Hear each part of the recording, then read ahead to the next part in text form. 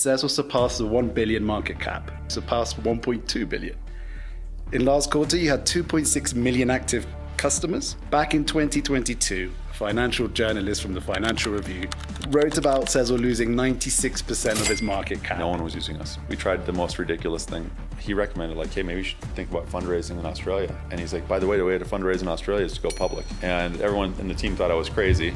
Everything was just crashing in our space, especially buy now, pay later. We went from 580 employees worldwide to about 240.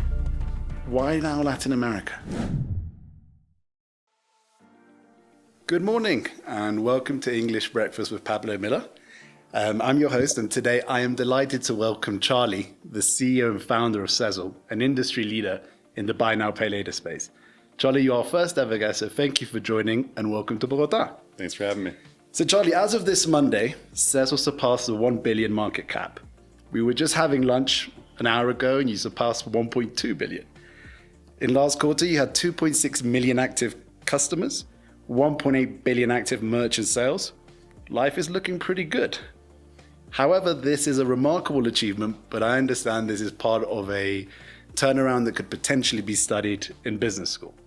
Back in 2022, a financial journalist from the Financial Review, Tom Richardson, your best mate, wrote about Sezzle losing 96% of its market cap. And you personally lost a 900 million net worth paper value. Many people wrote you off and also Sezzle. Today, as part of this series, we want to talk about you.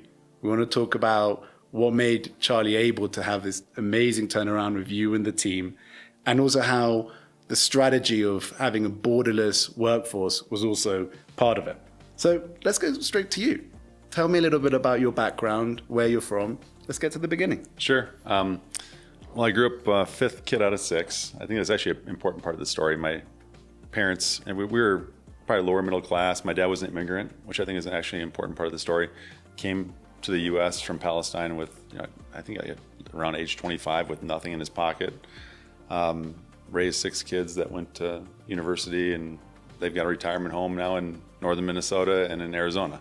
Like, it's the American dream. But I grew up in that sort of an environment. Went to university to study mechanical engineering. And then after that, took a job in computer science. I was, basically a nerd.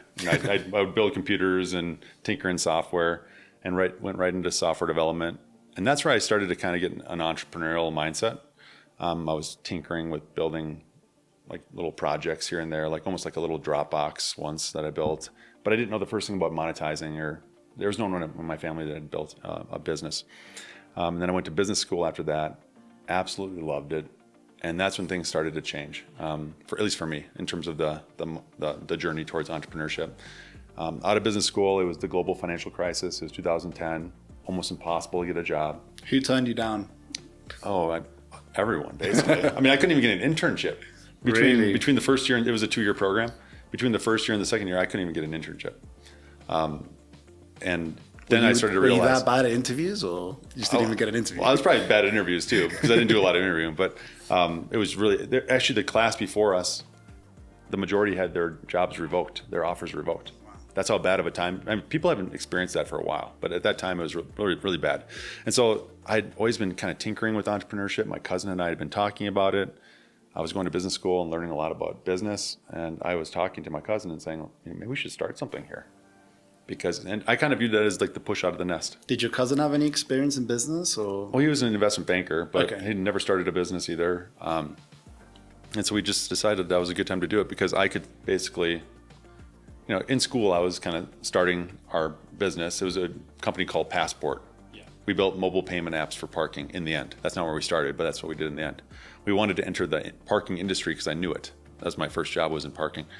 And so we launched Passport out of business school. I moved on to Charlotte for us to build it, and basically learned the hard way about how to build a business. We started with the wrong idea. We got into the industry. We learned what was working, which was mobile payments. We mimicked the leaders. And who were the leaders at the time? One was called Park Mobile, and the other was called Pay by Phone.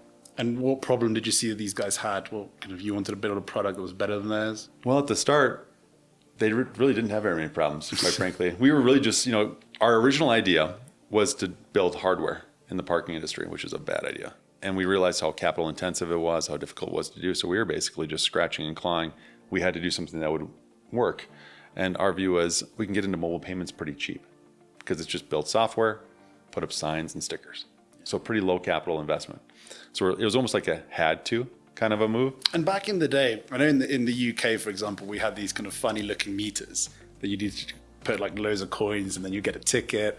Was it the same in the US? Thing. Yeah, some of the US has started adapting towards paying with card. Yeah.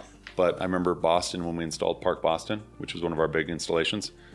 When we went to Boston, everyone was paying with coins. But people had buckets of quarters in their console, their middle of the console of their car just to pay.